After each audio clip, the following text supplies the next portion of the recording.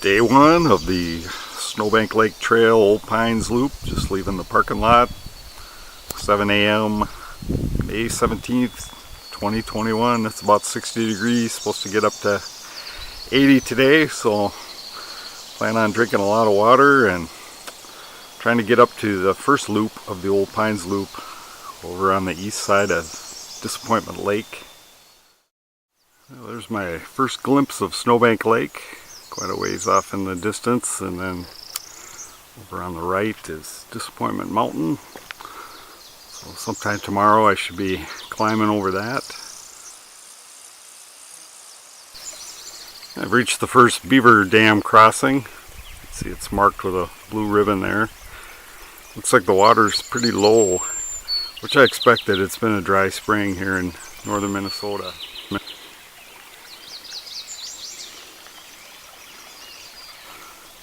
A lot of the really big old pines were lost in a couple of windstorms, so you'll find these across the trail. Most of the time, if they're low to the ground, they've been cut, so it's no problem getting through. Fortunately, there are a few old pines still left along the trail, so the few that they really do stand out. I'm hoping to find even more of these big trees. 2 hours in now, and I think I've reached the boundary of the boundary waters. There's an old road that you cross, so the trail comes out onto the road and then almost immediately goes back into the woods, so it's very easy to find the intersection. In any case, I believe this is pretty close to where the actual boundary waters boundary begins. Well, I just got past the intersection to Parent Lake, and now the trail winds through this nice stand of red and white pines. So there are some pretty big old pines here. There's a white pine. It's just spectacular to look up in the sky and see the spread on these big old trees. The Strupp Lake campsite is marked by these saw blades and an old pail, so easy to find as you're going along the trail. I think I'll stop here for lunch. It's about 11:30 on a really hot day. When the weather gets hot like it is today, I have a hard time eating solid food. So I've started bringing these gel packs. I get them mostly at Shields. A couple of different brands. You got the Cliff, the Goo. They have amino acids. Some of them have caffeine, some do not. But when I start feeling like I don't want to eat solids like granola bars, then I start eating these and applesauce. Drumstick Lake is a pretty nice little camp. Getting to the water is a bit dicey though. Go down a hill into some grass, but the trail actually goes off to the left, and then it works out to a point, and there's some sticks piled up, so there's some work you still have to do to step on the sticks to get to the water.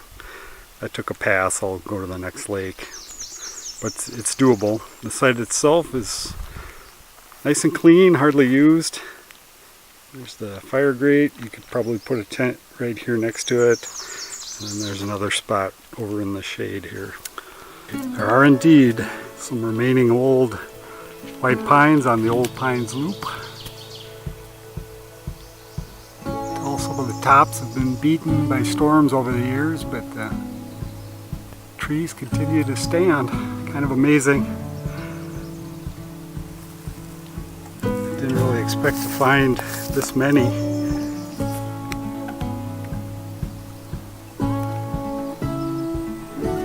Back in 1980, my parents brought us out here, my brothers and I, on a hike.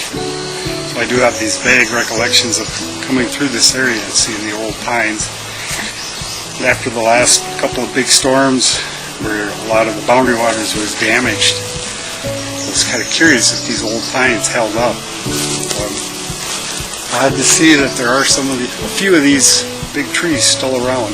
It's definitely worth the trip to take that little loop off of the Kek and check them out. It's just amazing to me to walk by these trees. kind of like walking in a museum. You're aware that this tree is well over 300 years old, maybe 350. I really don't know. I know it's more than 300. To have something that ancient here, having survived windstorms, maybe some forest fires, logging, and somehow this big old tree is still here. As I walk deeper into this stand of pine, I'm kind of amazed at how many there are. Actually, a lot of them are in great shape.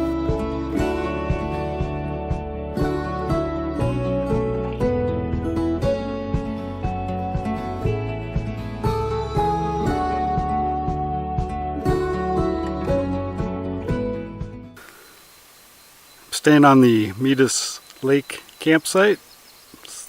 It's a site on this small lake, kind of on the north end of the south loop that I was on today for the old pines. So you actually hike along the shoreline of the lake, and then the campsite's up on the north, or maybe the northeast corner of the lake. So it has a nice view of the lake.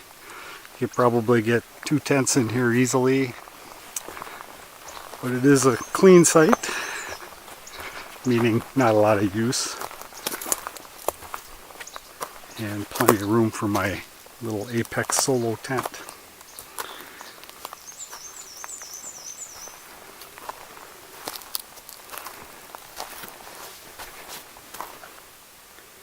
And the water access is pretty good too.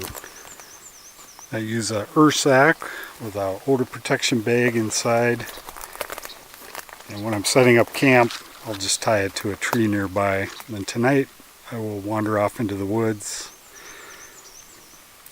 as far as I can get comfortably and find a good tree to tie it to.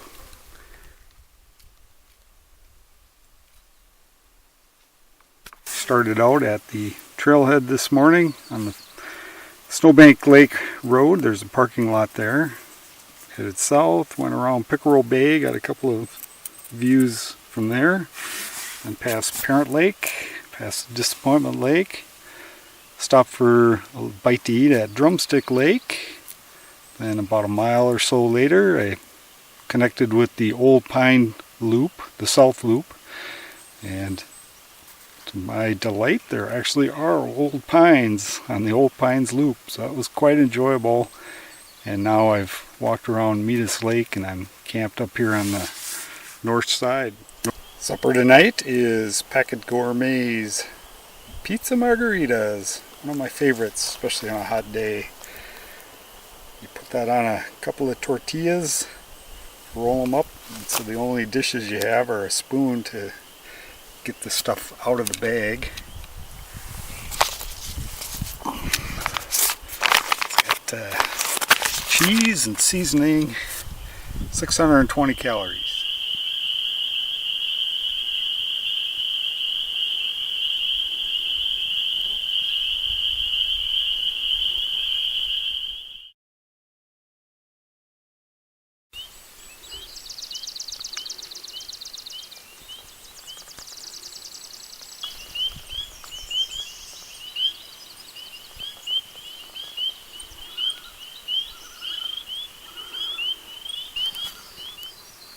I'm on the west side of Disappointment Mountain, and I can't see it in this view, but occasionally you do get a glimpse of some water in the distance, which I assume is Disappointment Lake and maybe Snowbank Lake. It's just not a clear enough view for me to tell for sure where I'm looking, but there's a fair amount of blowdown now on this side.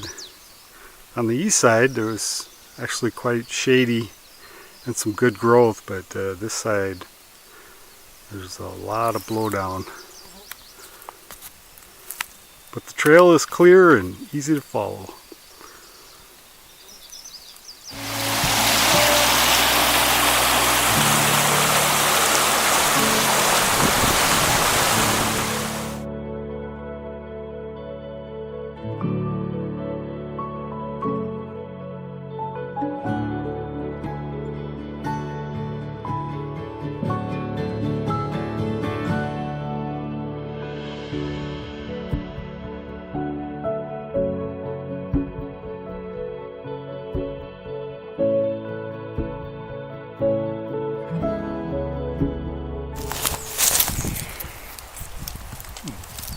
Here's a quick recap of my day. I was staying on Medis Lake last night.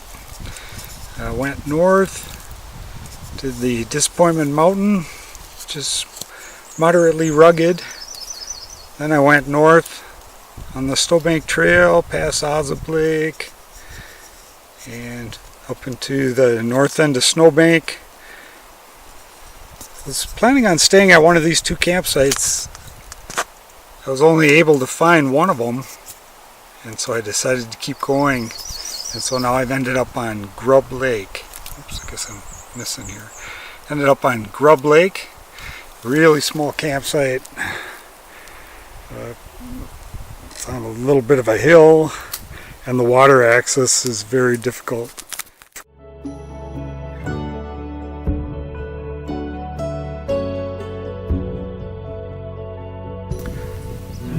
Day 3, just getting started, walking past Grub Lake still, and in the distance behind this lake I can see Snowbank. This is the view from near the Bass Bay campsite. Right there is Half Burnt Island, and then there's another island farther out. I don't know the name of that.